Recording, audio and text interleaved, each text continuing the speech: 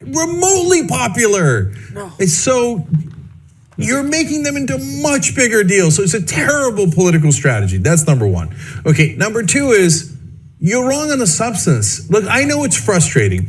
So, for example, Ana had a big speech in Colorado pulled by the board of that university. They're rich, they're conservative, and they didn't want a liberal like Ana to speak. So they just pulled her. They said, oh, she's against Trump voters.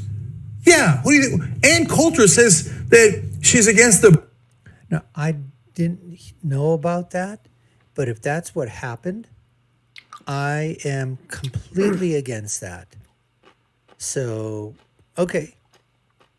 You know what? I'll give that one to you, Cenk, and to Ana, that if that's true, and okay, I have no reason to doubt you. You're saying that I'd like to know a little bit more of the background of that, but that's something I'm going to have to investigate myself.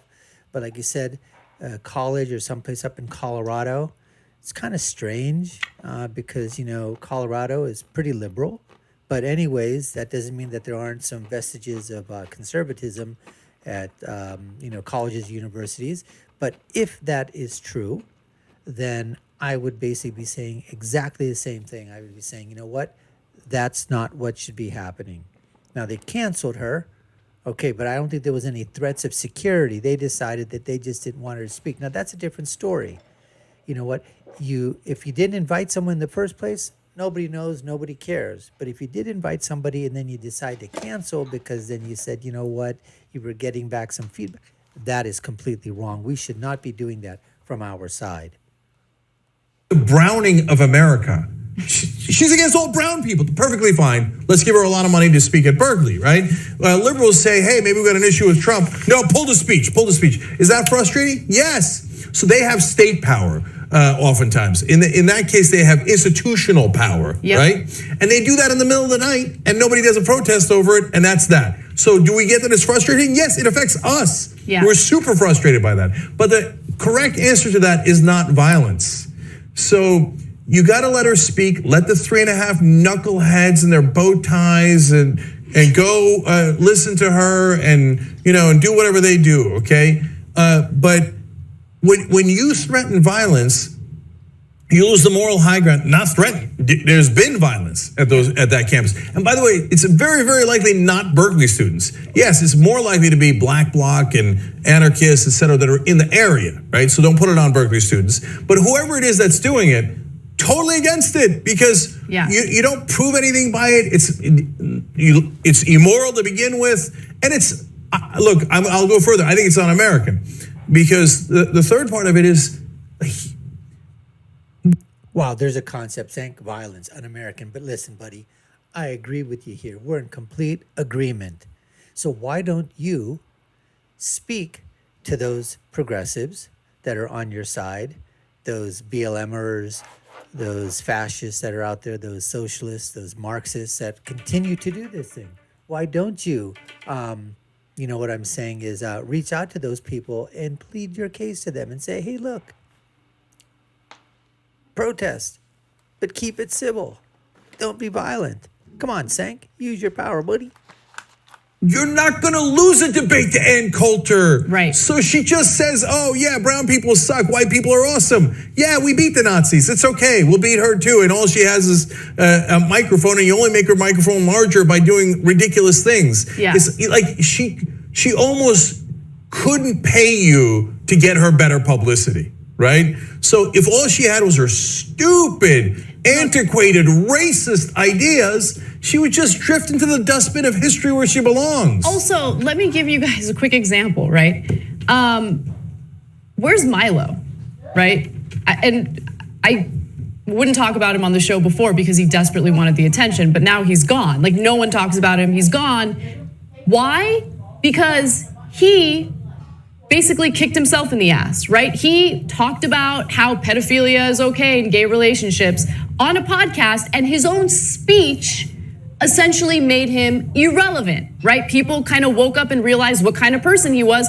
Gone, he's gone. He's not making a ton of money writing a book anymore. He's not getting the support that he was getting before. So basically what I'm saying is, if someone is hateful, believe it or not, that hate speech is protected by the First Amendment, okay? And if an institution is receiving government money, They are a public institution and they have a constitutional obligation to allow that person to speak. Let her speak and let her get herself into the trouble that we know she's gonna get herself into. Okay, last two things. One's about Nemo.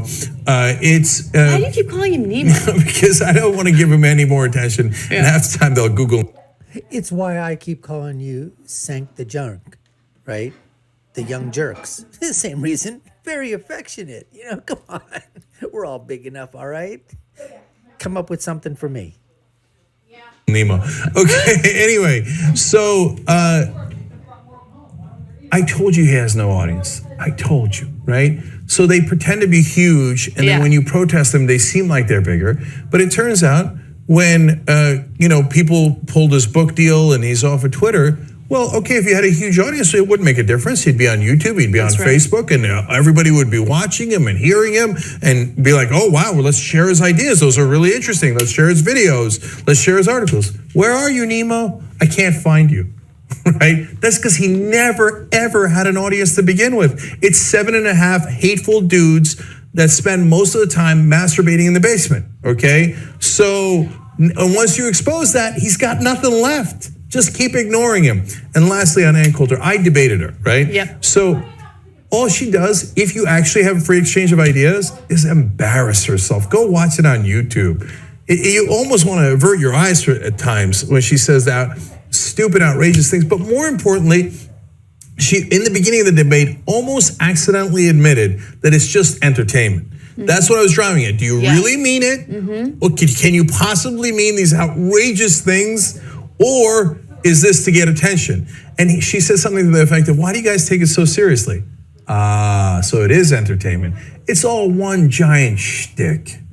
And it's made her wealthy, right? And so what you need to do is not play into that and do not give her what she wants. I get it. She says things that are offensive and it hurts people's feelings. But the reality is, whether you're on a college campus or out there in the real world, you're gonna run across so many assholes, so many dicks, and so many people who are gonna offend you.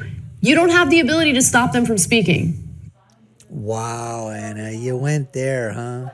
You went with the A word. You went with the D word. Oh, wow. You know what? Some people could think that, you yourself are an A. Some people could think that you're a D or a C or whatever, right? They could all think that. I mean, I think it's pretty, like I said, when I call you guys the Young Jerks, okay, we're playful, a little comedic here, the yellow turkeys. But I mean, to go to the A word, the B word, the D word, the C word, I mean, my God, Ana, wow, you went there, huh? You went that far. Wow. Yeah. So Alex Jones and Coulter, all performance artists. Let them do their performance art. And when no one shows up, then they'll be gone. That's a much better way to go about it. Let's go. Come on. We're the good guys. We believe in nonviolence and we believe in the First Amendment.